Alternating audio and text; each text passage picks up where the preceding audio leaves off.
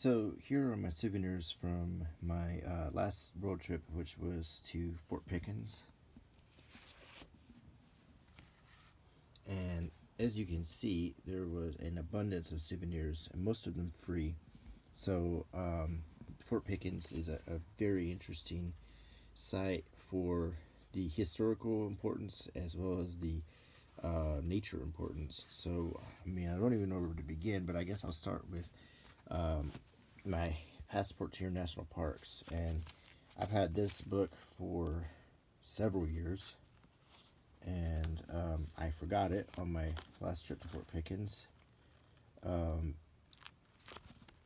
But since even if you forget it, you're allowed to stamp these inserts. So let's see if we can find it.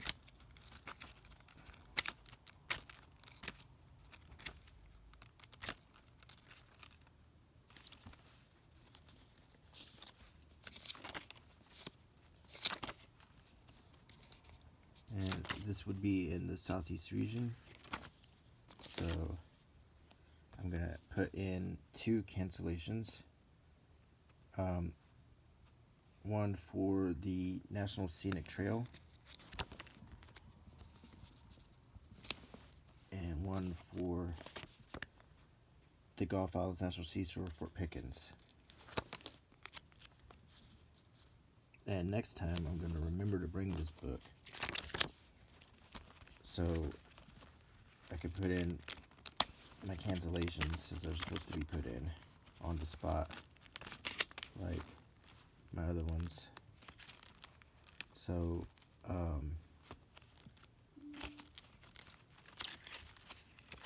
okay, so that wraps up my passport section of the video. Next, let's show you some souvenirs. As I was showing you this book, when I go to a national park, I like to get the most authentic looking book. This one is just very hand rendered.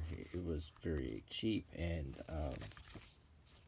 I like these because they're often written. As you can see, Pensacola Historical Society right there in Pensacola is written by people who live there, so you'll get the most authentic piece of history souvenir. And this book talks about coastal defense for a new nation, the key to Pensacola Bay, the early years, the modern era, and Fort Pickens today, and then a list of units stationed at Fort Pickens. So it started after the Revolutionary War, and there needed to be defenses. Pensacola Bay is a very strategic point, so Fort Pickens was built early on in the birth of the nation, the early years. And we go through the Civil War. Now, interesting point about Fort Pickens, during the Civil War, even though it was down in the heart of Dixie, it was never taken by the Confederates. It was occupied by the Union during the whole war. The men at Fort Pickens had to ration, and then it even served through World War II. It wasn't decommissioned until 1947. So there's a lot of rich history at this fort.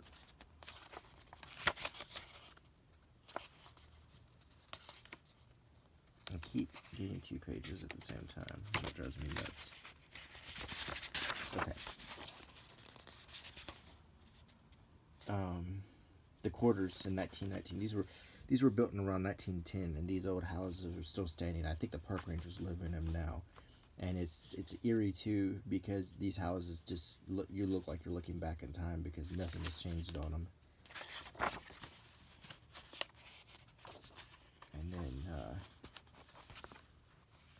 the Fort Pickens, it shows the different units that were at Fort Pickens. So this is a handy little reference book.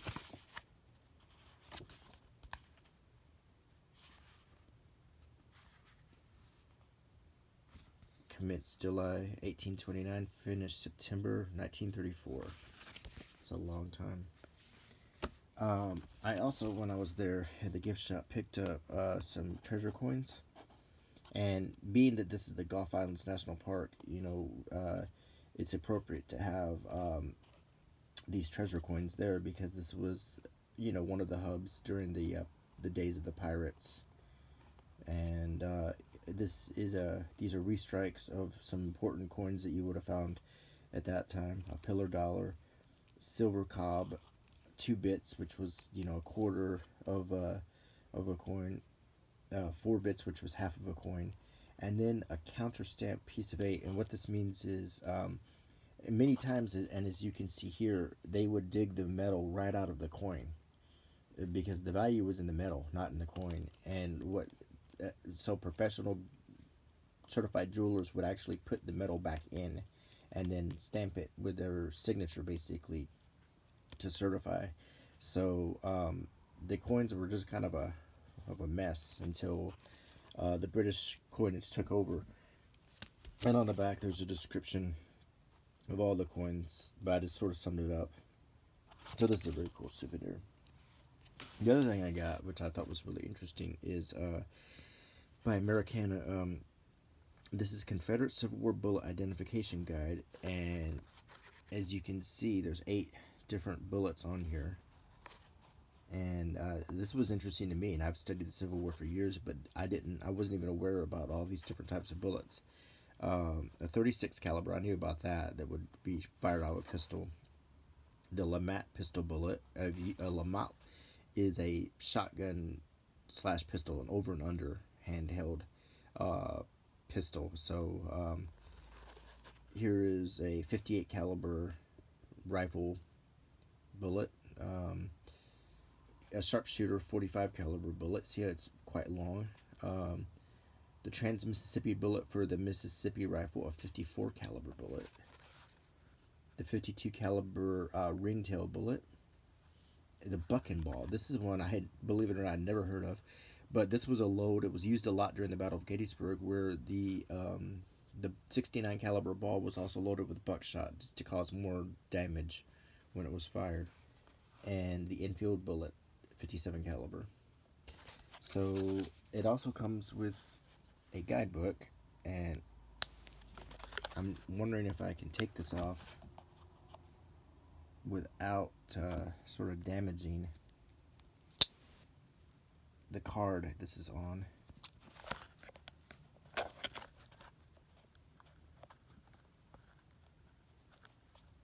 If I very carefully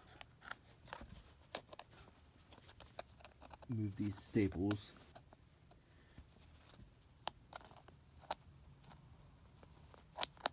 I would like to see what's inside this book.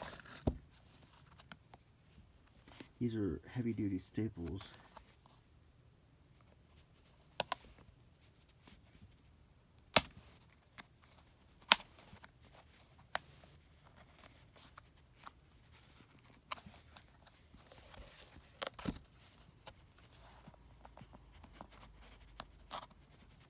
I'm not exactly thrilled on how they did this, because I feel like it's going to sort of degrade my souvenir a little bit when I do take this off. I think I actually broke a piece of that staple off. I'm sure I'll step on it later.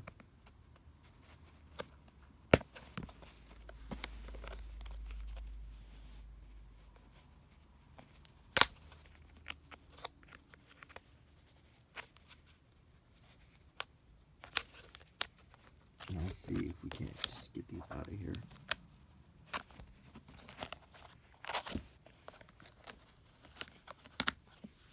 One down.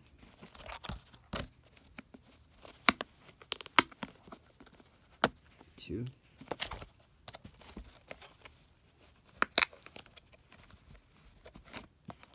Three.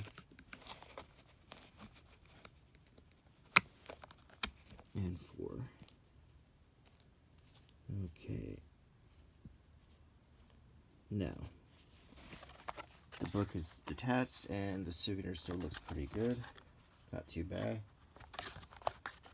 Okay, so let's see what's in this book. Kind of like what I was saying. It talks about each bullet, and it shows you, like I was mentioning, the Lamat revolver, and it shows you what it looks like. That barrel was for shotgun burst. That was for the 40 caliber projectile. U.S. musket model 1842.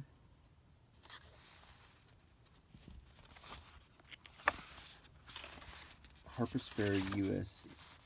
model 1841 rifle, the Mississippi rifle, and we saw the bullet for that. The Enfield rifle musket, the preferred rifle of the Confederate Army. Okay, and so that's interesting little book to go along with this souvenir. And all right, now let's go back to, first of all, I've got an extra pamphlet here, and I'm going to put the staples on it so they don't get stepped on. Now let's look at some of this free stuff that I got. There was a self-guided coastal artillery tour, and you can walk through and see everything, and explains the time period of the artillery, what it was for, and so forth. Just a kind of cool little free thing, plus it makes a great souvenir to take home. Now we actually did, it was quite hot, and when we did our tour,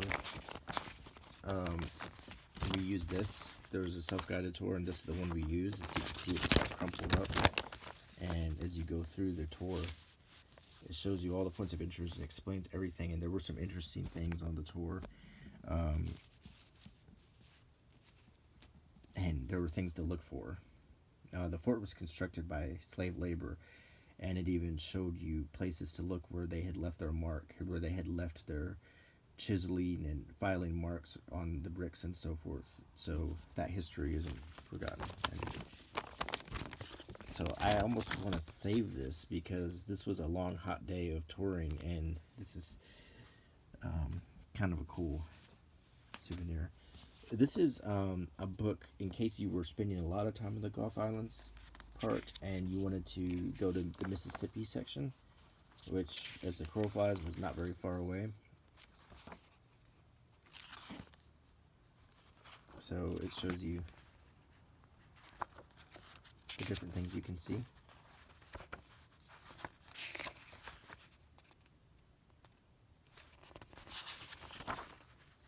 So that's a cool thing to keep, and it also talks a bit about the habitat, which was talked about a lot in this park, with 2 handouts and a magnet, because they wanted to point out the endangered grasses and birds, nesting birds, and this free magnet. And I saw these on a lot of cars in town to put on the back of the car, so you would drive 25 miles an hour through the park, which we did, because we certainly didn't want to run over one of these cute little chicks.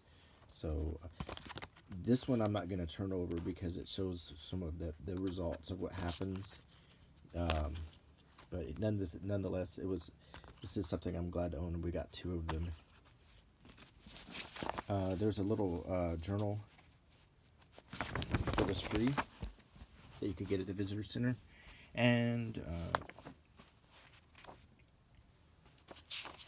there was a lot of activity at the fort that you could, like, demonstrating guns, going around the bay, different things, and this journal talks about it.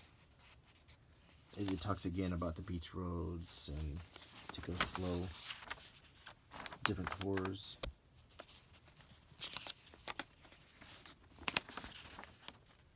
A great map.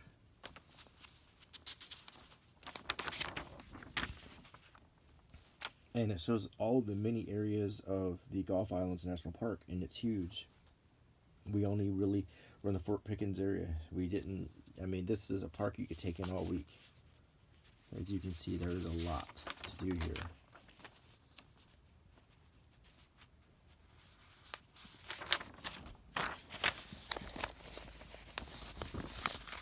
Now, finally, as you can see, I got them all lined up.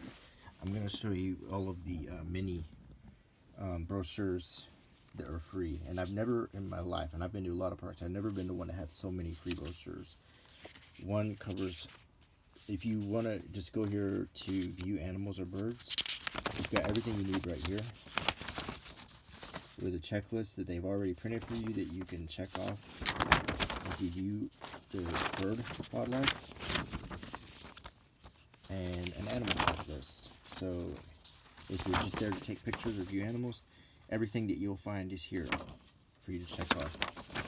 And it shows you their status, and if you go into the visitor center, there's more detail on what these animals look like, or what these birds look like. They have the calls of the birds. You can listen to everything. It's just very, very well done. Now we get to, there's a separate brochure for each part of the park. Oh, well, here's a flower checklist too. And they also had these in the visitor center. You could view the flowers, smell the flowers. So even explains what the flowers are used for. Now here's one about the naval live oaks, type of tree that was used for shipbuilding, and now they're just growing. And a map.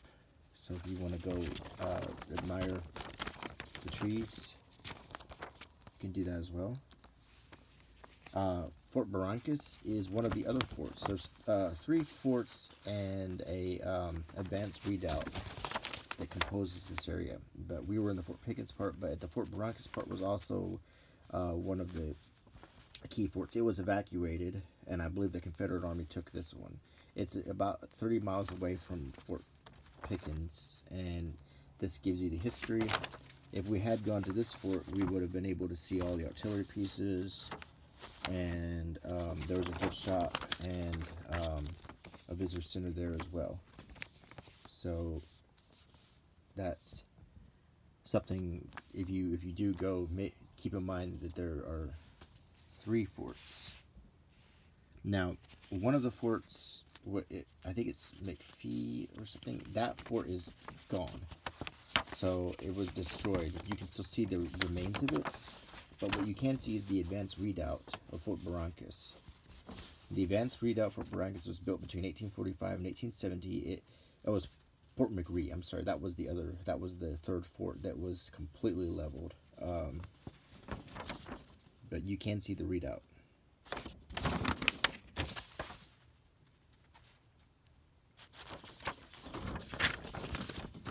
So if you're a Civil War historian, or just a Civil War history enthusiast, there's a lot of stuff to see here.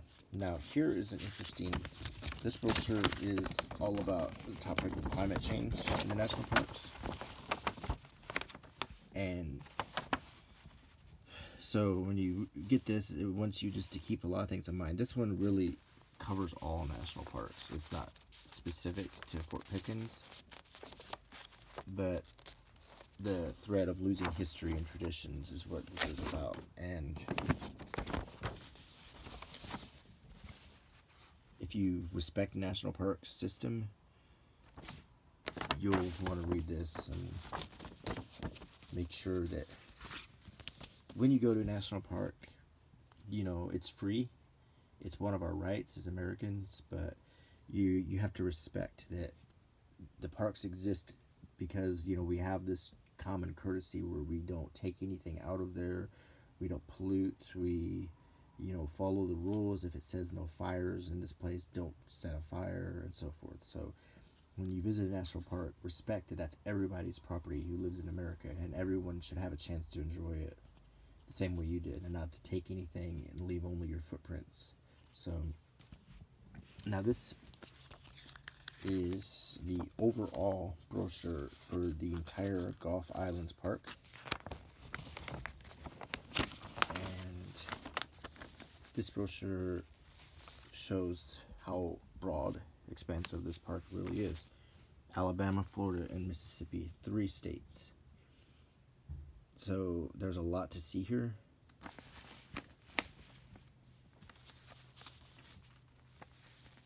And there's a lot to do here, whether it's hiking, camping, beachcombing, history, animal viewing, bird watching, horticulture, you name it. There's things to do here. Not to mention some of the most breathtaking views and scenery.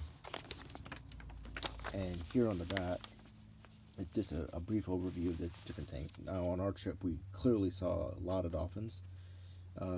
They were slapping their tail in the water. They were just tons of dolphins. We saw quite a few of these birds, and so far one fort. So I have more to do when I go back.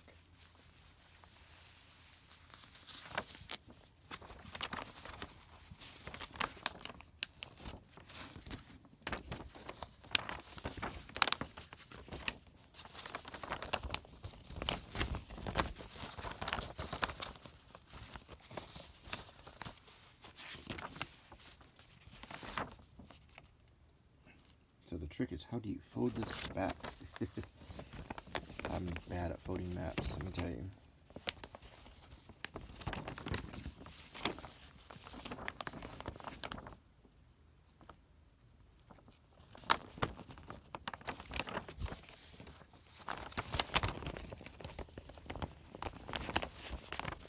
I may have to do this off camera.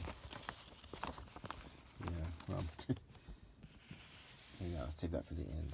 The next thing I want to show you is the Apache prisoners of Fort Pickens. And there was a very famous Apache at Fort Pickens. Geronimo was actually held prisoner at this fort during the time of his arrest, as you can see. And all the way from New Mexico. So it's very interesting to know that, and I wasn't even aware of that until I got there.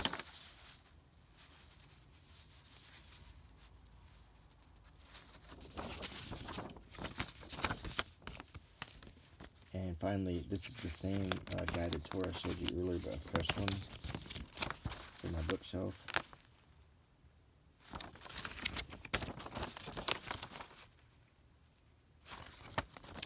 And there is all of my souvenirs. So quite a few brochures.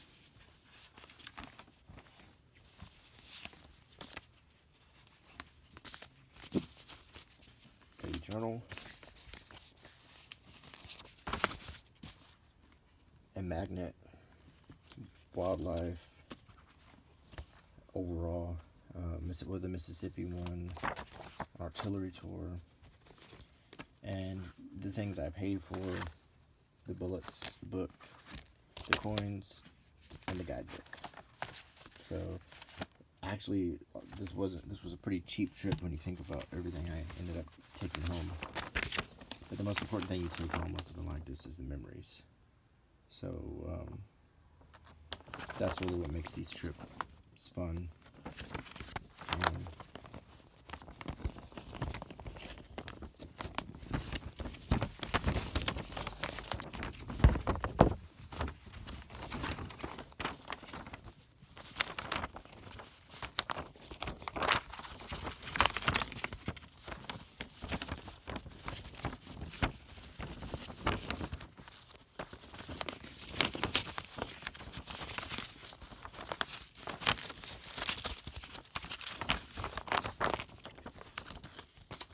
I believe I've done it. I was able to successfully refold the map. And just show you again my old trusty passport book. I don't know if they still make these stamps.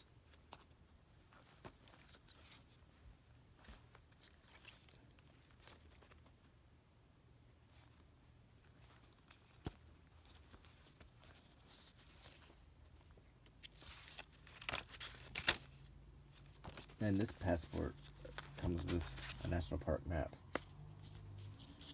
that I probably haven't unfolded in decades. So, but I just need to remember to take it with me because I keep forgetting it. And I like to stamp it in person.